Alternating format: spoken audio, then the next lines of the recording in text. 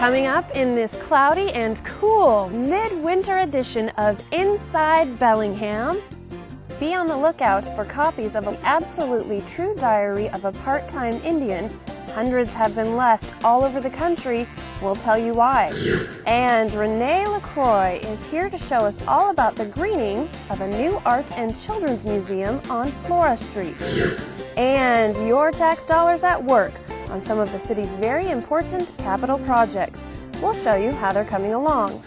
And the city's emergency management team wants you to map your neighborhood. Why and how, from Bellingham firefighter Don Davis. All this and more coming up next, right here on Inside Bellingham.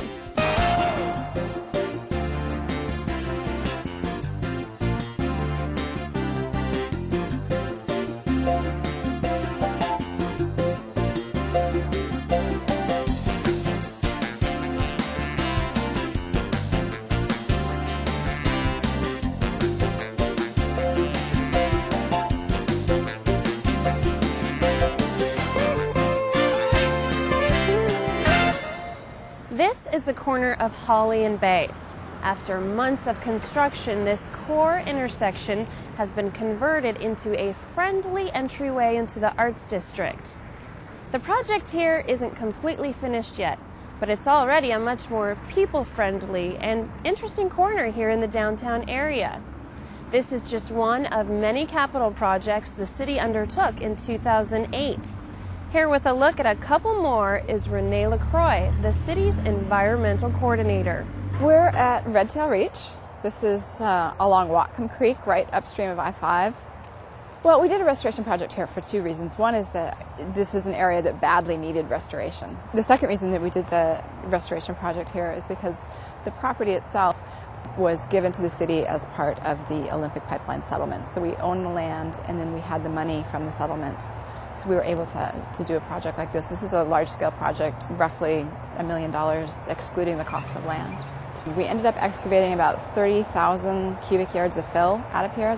When we excavated all that fill out, we ended up creating a series of oxbows, trying to mimic what may have been here if the creek had been allowed to do what creeks do and meander and curve and all that sort of stuff. The construction for this project was amazing. I mean, it went very smoothly. We had a great contractor. We had a great design engineer. This is one of the smoothest projects that I've seen so far.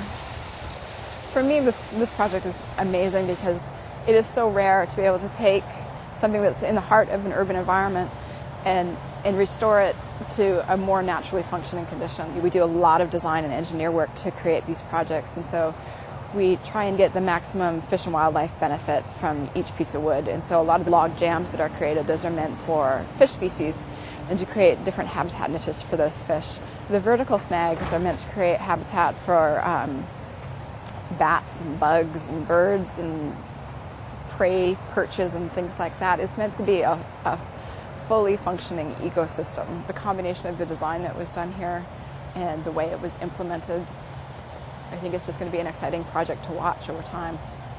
Well, Post Point Lagoon is a really unique place. If you look at all the land under city jurisdiction, there isn't really any other place like this. There's very limited salt marsh habitat available in Bellingham Bay. And so just looking at this area that the city already owned and wondering what could we do to improve it so that it creates better wildlife habitat, not only for the listed salmon species that utilize it, but also for the heron colony that exists here. And then there's a few eagles that use this area as well. And so just with all those factors combined, it just seemed like a great place to spend some energy doing some restoration work. And we've been chipping away at this since about 2005, doing little bits and pieces. We just finished the largest part of it in the early parts of 2008. We excavated out roughly 4,000 cubic yards of fill, and we added a whole bunch of plants. We added a lot of large woody debris, and we recontoured the shoreline so that it's got more of a slope to it to create a larger salt marsh zone. When we did the construction, we transplanted different types of salt marsh species, and we used different methods for that because we weren't sure which method would work the best, and as it turned out, they all worked really well. But for me, the exciting part of this is just to come out here and see that the shoreline has been increased by 18%, and then the salt marsh area itself has been increased by 70%, and that's a huge change. One of the things I really like about this project is you can show people the potential of sites in an urban environment. In the last 10 years, not only have we done a lot of restoration projects on Whatcom Creek as a result of the pipeline incident, but we've done a lot of restoration projects all over town, and I think they're becoming more and more visible. You'll see them more and more.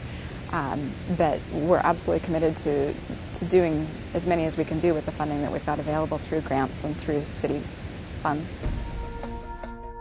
If you'd like to find out more about Public Works and the work they do in our city, head out to www.cob.org/pw.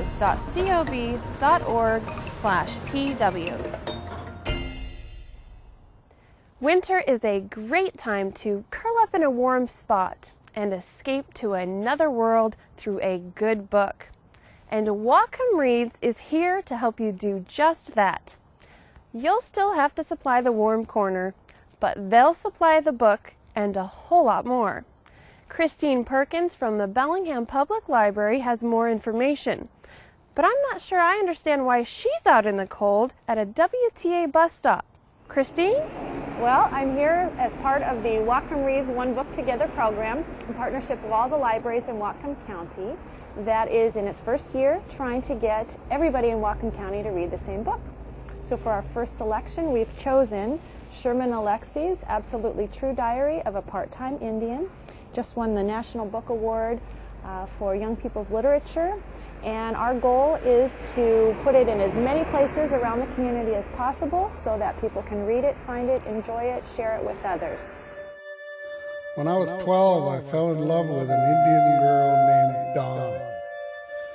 She was tall and brown and was the best traditional powwow dancer on the res. Her braids wrapped in otter fur were legendary. Of course, she didn't care about me. She mostly made fun of me. She called me junior high honky for some reason.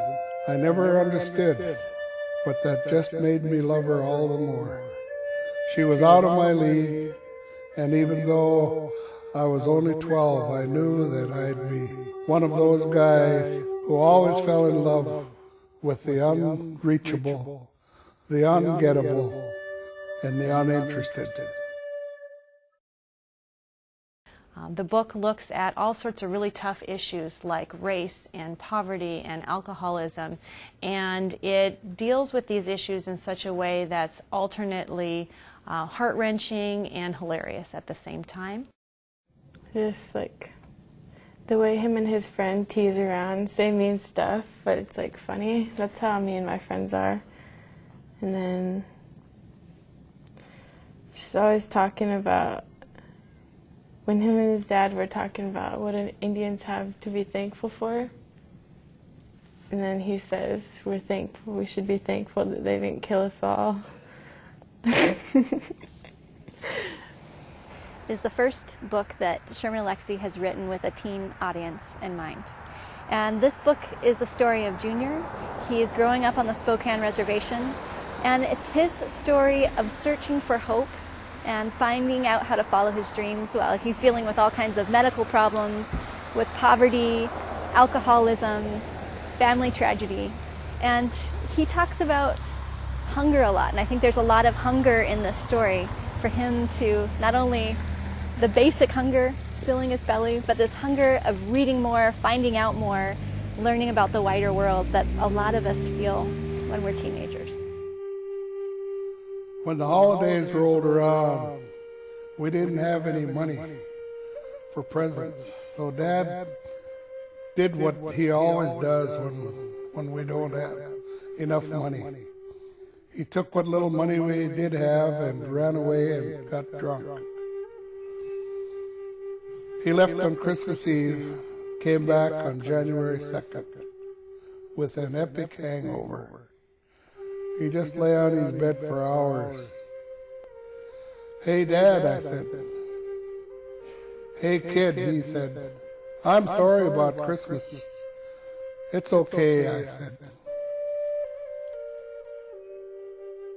I would recommend it for just anyone to read for knowledge about reservation life. Like all the struggles and the addictions and all the hatred. When he moves to the new school, his new white school, and he talks about how he confesses it, that he's poor to his white friends, and they understand it. That's not how it really is at other schools. They wouldn't talk. Well, you know, it's interesting to read Sherman Alexie's books. I think they do give an interesting perspective on Native American life. But we really want to talk about the richness of the tribal people, you know, the culture that they tried to preserve, you know, our closeness to our families, trying to preserve the land, the language. You know, whatever we have to preserve today is all a part of our culture. And for us, that's probably very important. And for you to understand what poverty means may not just mean, you know, it's not just being poor. It's how we deal with that poverty, how we deal with, you know, being poor, and how we can still maintain our ability to sustain ourselves and to exist, I think. I think that the biggest success story we have is that we're still here, that we can overcome poverty and still exist as a people. I think that's really important for us to share.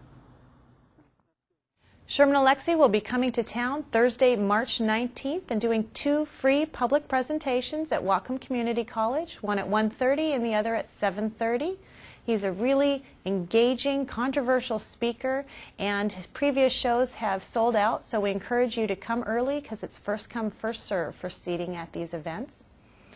You still have time to read the book. You can get copies at any Whatcom County Library or Bellingham Public Library location. You could purchase a copy at Village Books or Barnes & Noble, and if you mention Whatcom Reads, they'll even give you a book club discount.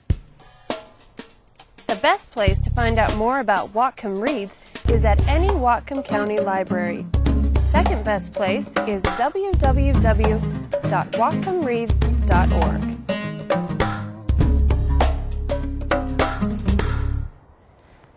Map Your Neighborhood is a program sponsored by the Bellingham Office of Emergency Management. It helps neighborhoods and our families who live in those neighborhoods prepare for disasters. The concept is really quite simple. It provides folks with the skills and the tools they'll need to be prepared when disaster strikes. Bellingham firefighter Don Davis is here to show us how this innovative program works. We are all vulnerable to disasters, which are events so rare and so big that all of the available emergency responders are tied up. Police, fire, ambulance, public works would all have so many calls that it might be hours or days before they could get to your emergency. Map Your Neighborhood is a simple, free, and quick program where you get together with your nearest neighbors, sit down for an hour-and-a-half meeting, and work out a plan to help each other in times of disaster. You know, when we talk about an effective response to disaster, the time frame that we're the most interested in is the very first hour. We call that first hour the golden 60 minutes because of its value in helping us to save lives, reduce severity of injury, and decrease property damage.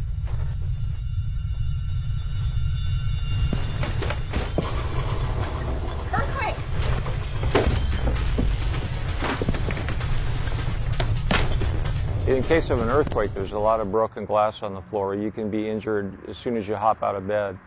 One of the first items that we talk about on the first 9 steps is to be prepared by having your Map Your Neighborhood manual at your bedside with a pair of sturdy shoes, leather gloves, and a lightweight hard hat. That could be a bicycle helmet that you don't use, just something to protect your head.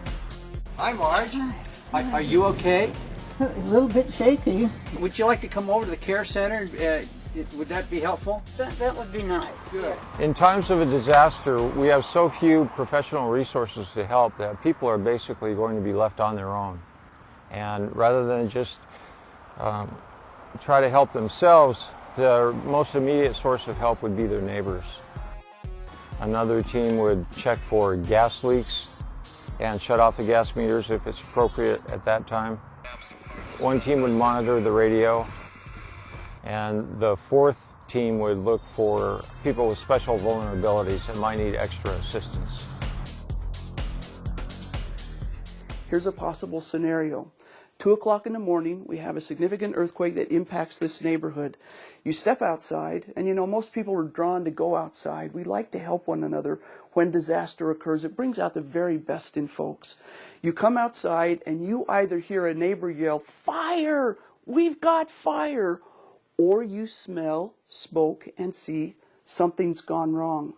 At 2 o'clock in the morning, you're going to want to be able to look up and down the sidewalk, the street edge, and see a whole street full of these extinguishers. So when you place them, keep in mind the idea of line of sight so that they are immediately accessible. Don't leave them on the porch. People are not going to go looking for them. We need to be able to see them immediately.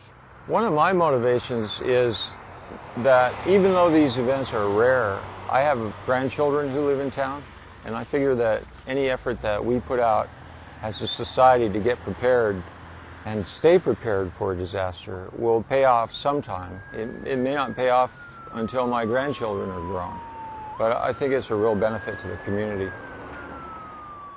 We've been working with neighborhoods over the last couple of years to get prepared, but it's not a matter of just getting prepared once and you're done. It's a matter of constantly preparing and planning for the future. And it requires periodic updates, so we recommend that people get together at least on an annual basis and update their records and introduce a program to new neighbors. You can find out a great deal more about the Map Your Neighborhood program at www.cob.org and search for Map Your Neighborhood. If I were to say, "Nice green roof you've got there," you'd probably think I was talking about the color of the roof on your house.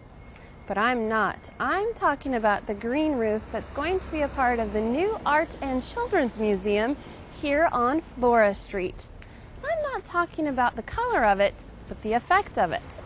Here to tell us more about the green roof and other things going green at the new museum building is Renee LaCroix, still wearing her hat as the city's environmental coordinator. So I'm standing on the new roof at the Art and Children's Museum, and it doesn't look very green now, but pretty soon we'll be installing a layer of soil and a layer of plants on top of the roof, and it will look very green indeed. The reason that we're installing a green roof on the Art and Children's Museum is to treat the stormwater runoff before it goes into our lakes, streams, and bays. In addition to stormwater benefits, there are many other benefits to green roofs. One is habitat. This will be a small island of habitat in the middle of the urban core. A second is the ability to reduce the building's overall carbon footprint, because the green roof provides a layer of insulation that reduces the amount of air conditioning required in the summer and heating required in the winter, and thus overall using less energy. Another benefit is that it provides a nice green space for people to use, and that's going to become more and more important as our area becomes more and more urbanized. The new Art and Children's Museum will have 2 levels of roofs. This level will have a green roof on it. The level behind me that you can see through the light catcher wall will have another type of innovative green building technique, and that involves a new rainwater recycling system. Let me show you what I mean. Rainwater that falls on the upper roof level will be collected here in 2 tanks located on these concrete pads. The water stored here will be used in the building's gray water system, which means it'll be used in the flush toilets. Recycling the rooftop runoff through the building's toilets reduces the need to purchase expensive treated water, but rest assured, there will be drinkable water everywhere else in the building. Now we're in the front of the building, in the courtyard. In the courtyard, you'll see 2 rain gardens.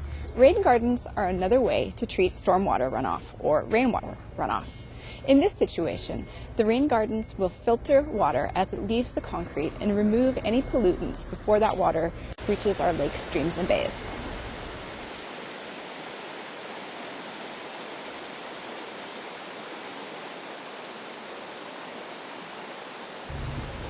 Removing pollutants from our stormwater before that water reaches the lakes, streams, and bays is a big issue for Puget Sound. and will continue to be a big issue as more and more people move to the area. Hopefully, we'll see more green building techniques similar to these throughout our community. You can find out more about green roofs and engineering green at www.greenroofs.org. Planning for the future is a big part of planning for our lives. Right now I'm planning for spring, just a few weeks away and as welcome as spring. And you can help us plan here at Inside Bellingham. If you have thoughts about this show or others on BTV10, we'd like to hear from you. You can reach us through our website or directly via email. Don't forget to write. Don't forget to read. Don't forget to get outside and enjoy the great environment of our community. Thanks for watching. I'm Laura Greenfield.